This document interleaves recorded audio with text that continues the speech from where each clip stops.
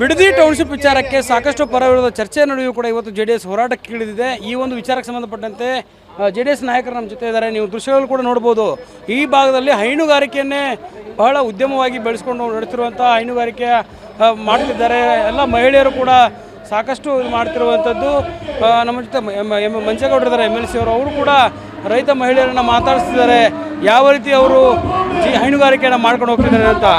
ಅಮ್ಮ, ಇವತ್ತು ಸರ್ಕಾರ ನಡೆಸ್ಕೊಡ್ತಾ ಇದೆ, ಭೂಮಿ ಪಡೆದುಕೊಳ್ತಾ ಇದೆ. ಇವತ್ತು JDS ನಮ್ಗೆ ಕೊಡಕ್ಕೆ ಇಷ್ಟ ಇಲ್ಲ.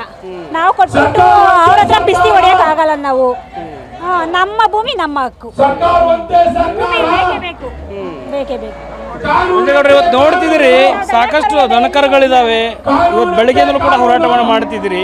ಏನು ಅನ್ಸುತ್ತೆ ಸರ್ ಇಲ್ಲಿ ನೋಡಿದ್ರಿ ನೀವು? ಇಲ್ಲಿ ಜನಗಳಿಗೆ ಜಮೀನು ಅವಶ್ಯಕತೆ ತುಂಬ ಇದೆ. ನಾವು ಇಲ್ಲಿ ಬರೋ ಗಂಟೆ ವಾಸ್ತವ ನಿಜ ನಮಗೂ ಗೊತ್ತಿರಲಿಲ್ಲ. ಇಲ್ಲಿ ನೋಡಿದಾಗ ಯಾವ ಜಮೀನು ಕೂಡ ಖಾಲಿ ಇಲ್ಲ.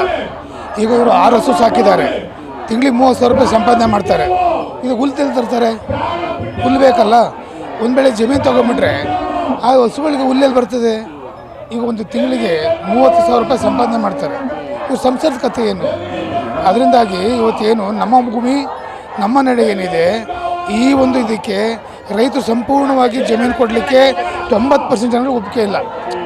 ನಾನು ನೋಡ್ತಾ ಇದ್ದೀನಲ್ಲ, ಡೆವಲಪ್ಮೆಂಟ್ ಮಾಡ್ತೀವಿ ಅಂತ ಹೇಳ್ತಿದ್ದಾರೆ. ಡೆವಲಪ್ಮೆಂಟ್ ನಡುವೆ ಈ ರೀತಿ ಮಾಡಿದರೆ ಎಷ್ಟು ಮಟ್ಟಿಗೆ ಸರಿ ಅಂತೀವಿ? ಇದು ನಾನು ಹೇಳ್ತಕ್ಕಂಥದ್ದು, ಈ ಭಾಗದ ಜನಗಳು ಭಾಳ ಬುದ್ಧಿವಂತರಿದ್ದಾರೆ. ಅವ್ರು ಯೋಚನೆ, ಸರ್ ನಾವು 1 ಎಕರೆ 2 ಎಕರೆ ಮಾಡಿಕೊಂಡು ಮಕ್ಕಳನ್ನ ಇಂಜಿನಿಯರ್ ಮಾಡಿದ್ದೀನಿ ಅಂತ ಹೇಳ್ತಾರೆ. ನಮ್ಮ ಜೊತೆ ಮಂಜನ್ ಅವರು ಇದ್ದಾರೆ. ಸರ್, ಮಂಜನ್ ಅವರು ಹೇಳ್ತವ್ರೆ, ಹಸುಗಳು ಹೈನುಗಾರಿಕೆ ರೋಡ್ ಮೇಲೆ ಇಷ್ಟಿದೆ, ಬೆಳಗ್ಗೆಯಿಂದ ಹೋರಾಟ ಮಾಡ್ತಿದ್ದೀರಿ. ಅಲ್ಲ, ಇದು ಇವತ್ತು ಪ್ರತ್ಯಕ್ಷವಾಗಿ ನೀವು ನೋಡ್ಬೋದು. ಇಲ್ಲಿ ಬಂದರೆ ನಾವು ಯಾವಾಗಲೂ ಹೇಳ್ತಾ ಇರ್ತೀವಿ 5 ರಿಂದ 6 ಲಕ್ಷ ಲೀಟ್ರ್ ಹಾಲು ಹಾಕ್ತಾರೆ ಅಂತ. ಕಣ್ಣೆದುರುಗಡೆ ನೋಡಿ ಎಷ್ಟು ಹಸ ಸಾಕೊಂಡು ಎಷ್ಟು ಉತ್ತಮವಾದಂಥ ಒಂದು ಬದುಕು ಕಟ್ಕೊಂಡಿದ್ದಾರೆ ರೈತರು ಅಂತ. ಇಂಥ ಜಾಗದಲ್ಲಿ ಕಮರ್ಷಿಯಲ್ಲು, ರೆಸಿಡೆನ್ಷಿಯಲ್ಲು, ಇವೆಲ್ಲ ಲೇಔಟ್ಗಳು, ಕಮರ್ಷಿಯಲ್ ಎಂಡಿವೇರ್ ಮಾಡ್ತಕ್ಕಂಥದ್ದು ಫೀಸಿಬಲ್ ಜಾಗ ಅಲ್ವೇ ಅಲ್ಲ ಇದು. ಹಂಗಾಗಿ ಅದು ಸರ್ಕಾರ ಯೋಚನೆ ಮಾಡಬೇಕು. ಬೆಳಗ್ಗೆಯಿಂದ 8 ಹಳ್ಳಿ ಪಾದಯಾತ್ರೆ ಮಾಡಿದೆ. ಸಾಕಷ್ಟು ಸಾವಿರಾರು ಜನ ನಿಮಗೆ ಸಪೋರ್ಟಿವ್ ಆಗಿ ರೈತರು ಓಡಾಡ್ತಿದ್ದಾರೆ.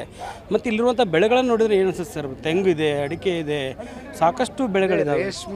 ಬಹುತೇಕ ರೇಷ್ಮೆ 50%ಗೂ ಹೆಚ್ಚು ಜನ ಅದರ ಮೇಲೆ ಅವಲಂಬಿತರಾಗಿದ್ದಾರೆ. ಇನ್ನು ತರಕಾರಿ ಬೆಳೀತಾರೆ, ಹಣ್ಣು ಬೆಳೀತಾರೆ, ಹೂ ಬೆಳೀತಾರೆ, ನಾನಾ ರೀತಿ ಕೃಷಿ ಚಟುವಟಿಕೆಗಳು ನಿರಂತರವಾಗಿ ಮಾಡ್ಕೊಂಡೇ ಬಂದಿದ್ದಾರೆ. ಹಾಗಾಗಿ ಇದು ಒಂದು ಫಲವತ್ತಾದಂಥ ಒಂದು ಭೂಮಿ. ಇದು ಬಂಜರ್ ಭೂಮಿ ಅಲ್ಲ, ಬರ್ಡ್ ಭೂಮಿ ಅಲ್ಲ. ಎಲ್ಲಿ ನೋಡಿದ್ರೂ ಹಸಿರು ಕ್ರಾಂತಿ ಇರತಕ್ಕಂಥ ಒಂದು ವಾತಾವರಣ. ಇಂಥ ಒಂದು ಕಡೆ ಇವತ್ತು ಇಲ್ಲಿ ಇವೆಲ್ಲ ಮಾಡ್ತಕ್ಕಂಥದ್ದು ಸರಿನಾ ಅನ್ನುವಂಥದ್ದು ನಾವು ನೀವೆಲ್ಲರೂ ಇವತ್ತು ಜನಕ್ಕೆ ತಲುಪಿಸ್ಬೇಕಾಗಿದೆ. ಇವತ್ತು ಮೊದಲ ಹಂತದ ಹೋರಾಟ, 2ನೇ ಹಂತದ ಹೋರಾಟ ಹೇಗಿರುತ್ತೆ? ಅಲ್ಲ, ಇದು ಪ್ರಾರಂಭಿಕ ಹಂತದ ಹೋರಾಟ, ಇದು ಆರಂಭ ಅಷ್ಟೇ. ಇನ್ನೂ ಬೈರ್ಮಂಗಳದತ್ತನೂ ಕೂಡ ಮುಂದಿನ ದಿನಮಾನಗಳಲ್ಲಿ ಅಲ್ಲೂ ಒಂದು ಪಾದಯಾತ್ರೆಯನ್ನು ಮಾಡ್ತೇವೆ. ಜೊತೆಯಲ್ಲಿ ಕಾನೂನಿನ ಹೋರಾಟಕ್ಕೆ ಎಲ್ಲ ರೀತಿ ರೈತರು ಬೆಂಬಲ ಸೂಚಿಸಿದ್ದಾರೆ. ಅವ್ರ ಜೊತೆಯಲ್ಲಿ ನಿಲ್ಲೋ ಅಂಥದ್ದು ನಮ್ಮ ಆದ್ಯ ಕರ್ತವ್ಯ, ನಮ್ಮ ಧರ್ಮ. ನಾವು ನಿಂತ್ಕೋತೇವೆ. ವಿಜಯ್, ಇದಿಷ್ಟು ನಿಖಿಲ್ ಕುಮಾರಸ್ವಾಮಿ ಅವರ ಮಾತು. ಸಾಕಷ್ಟು ಬೆಳಗ್ಗೆದಲ್ಲೂ ಕೂಡ ಹೋರಾಟವನ್ನು ಮಾಡ್ತಿದ್ದೀವಿ. ಇಲ್ಲಿ ಸಾಕಷ್ಟು ಹಸಿರು ವಾತಾವರಣ ಇದೆ, ಹೈನುಗಾರಿಕೆ ಮಾಡಿಕೊಂಡು ಜನರು ಜೀವನವನ್ನು ನಡೆಸ್ತಾ ಇದ್ದಾರೆ. ಇದನ್ನು ಎಲ್ಲವೂ ಕೂಡ ಸರ್ಕಾರ ಯಾವ ರೀತಿ ನೋಡುತ್ತೆ ಮತ್ತೆ ಹೋರಾಟವನ್ನು ಕೂಡ ದೊಡ್ಡ ಮಟ್ಟದಲ್ಲಿ ಮಾಡ್ತೀವಿ ಅಂತ ಮಾತನ್ನು ಹೇಳ್ತಿರುವಂಥದ್ದು. ಕ್ಯಾಮ್ರಾ ಪರ್ಸನ್ ಅಜಯ್ ದುರ್ಗೇಶ್ ನಾಯಕ, ಗ್ಯಾರಂಟಿ ನ್ಯೂಸ್. ಗ್ಯಾರಂಟಿ ನ್ಯೂಸ್, ಸುದ್ದಿ ಖಚಿತ, ನ್ಯಾಯ ನಿಶ್ಚಿತ.